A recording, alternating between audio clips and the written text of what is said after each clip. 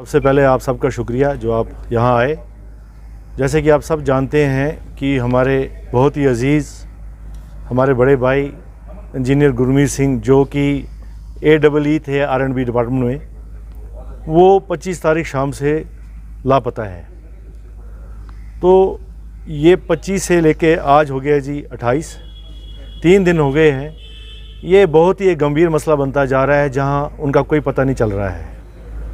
Administration, police सारी अपनी तरफ से बहुत काम कर रही है, इसमें कोई डाउट नहीं है, मगर जितनी जैसे देरी हो रही है, हमारी जो शक की सुई है वो बहुत बढ़ती जा रही है। तो हम इस वक्त इसलिए बैठे हैं कि आपको ये बता सकें कि क्या हुआ अभी तक और आगे क्या होना चाहिए।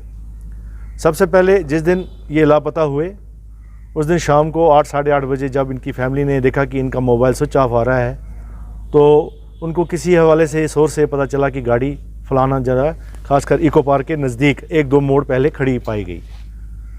मौके जगह पे जब हम लोग पहुँचे तो गाड़ी वहाँ सुनसान इलाके में पड़ी थी। तो इतनी देर में पुलिस भी आ गई और देखा गया कि गाड़ी लॉक थी और इंजीनियर गुरमीत सिंह जी वहाँ आसपास कहीं भी नहीं थे। तो पुलिस ने कुछ देर के बाद गाड़ी की चाबी मंगाई, गाड़ी में से उनका फ़ोन निकला। फ़ोन जो था वो स्विच ऑफ मोड में था। तो उसी वक्त SHO बारामूला, हमारे सारे जो भाई थे, जितने भी बच्चे थे, सब उठ के निकलने, उनको ढूंढने निकल पड़े। और मेरे ख्याल 9 साढ़े 9 से लेके सुबह के 3 बजे तक SHO साहब भी हमारे साथ ही थे और बहुत कोशिश करने के बाद भी उनका रात को पता नहीं चला। तो नेक्स्ट डे ये तलाश शुरू हुई। फिर हमारे ही मेंबर, हम कुछ खुद, हमारे बच्चे, जितना भी यूथ है, वो जितने भी उस इलाके के CCTV हैं, हमने वो सारे चेक किए। हमें दुकानदार भाइयों ने बड़ा कोऑपरेट किया। वहाँ जितने भी आसपास जहाँ CCTV कैमरे लगे थे, उन्होंने सब ने कोऑपरेट किया। तो वहाँ देखा गया कि 7 बज के कोई 1-2 मिनट पे वो घंटामौला से निकले और 7 बज के 22 मिनट पे वो वापस आए।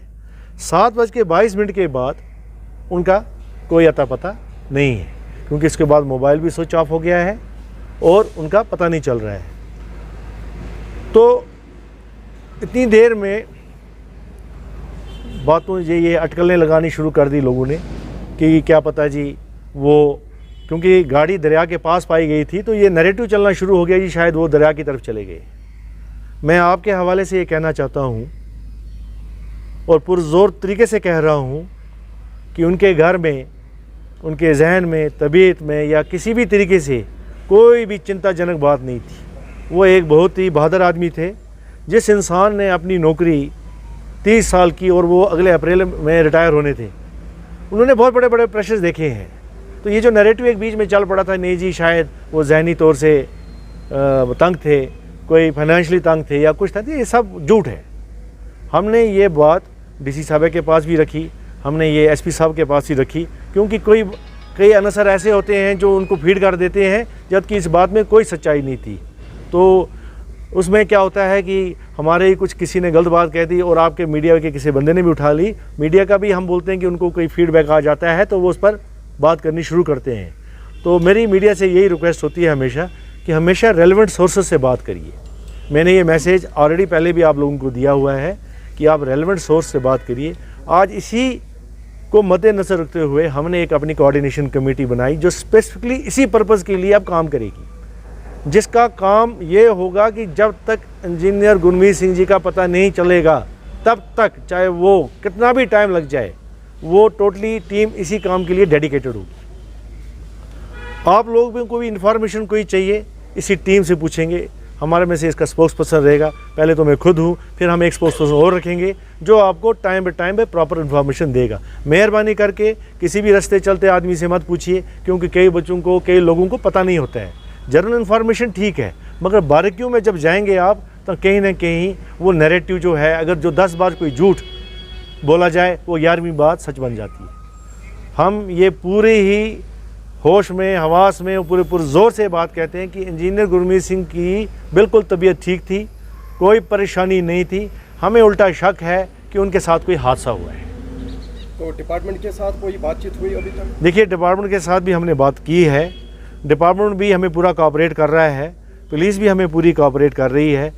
मैडम साहिबा, डीसी साहिबा खुद कल उनकी फैमिली के पास गई थी, उन्होंने भी पूरा आश्वासन दिया है कि हमें अंत तक जितना भी जोर लगाना पड़ेगा और ये हम लगाएंगे, क्योंकि वो उनका ये मानना है ये खाली माइनॉरिटी की बात नहीं है। वो एक आला अफसर थे, एक ओहदेदार अफसर थे, और जितनी भी मीटिंगें जो बारामूला में होती थी डीसीपी साहब के साथ, उनमें वो हमेशा शरीक होते थे।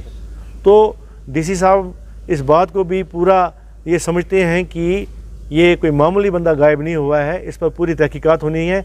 और जब हमने ये बात एडमिनिस्ट्रेशन पर रखी और उन्होंने SIT भी एक बना दी है, जिसकी मेरे ख्याल क़यादत DSP डार साहब कर रहे हैं। मीनवाइल हमने अपनी तरफ से GPC बारामूला की तरफ से औकाफ इस्लामिया, ट्रांसपोर्ट यूनियन, बार काउंसिल जो यहाँ की एसोसिएशन है, और जितने भी दीगर जो भी एसोसिएशंस हैं जिसमें ट्रांसपोर्ट वाले भी हैं, बारामूला फेडरेशन है, मैंने सबसे पर्सनली भी बात की, उनको चिट्ठियाँ भी भेजी कि इस वक्त ये देखिए जी, यूनिटी का जो मज़ारा है ना, जो पता चलता है वो हमेशा तकलीफ़ में पता चलता है, आगे पीछे सब अपनी जगह मस्त होते हैं। तो ये वक्त है जहाँ हम सब ने, क्या मुसलमान, क्या हिंदू, क्या सरदार, इस वक्त इकट्ठा होना है और एक यूनिटी का मुजाहरा देना है कि नहीं, हमने इस बंदे को ढूंढना है, किसी न किसी तरीके से इसको लाना है। हमारी ये अपील है आपके इस माध्यम से कि उस बंदे को, अगर किसी ने कोई गलती की है, उनको उठा के ले गया है, हम अपनी तरफ से, GPC बारामूला की तरफ से, संगत की तरफ से,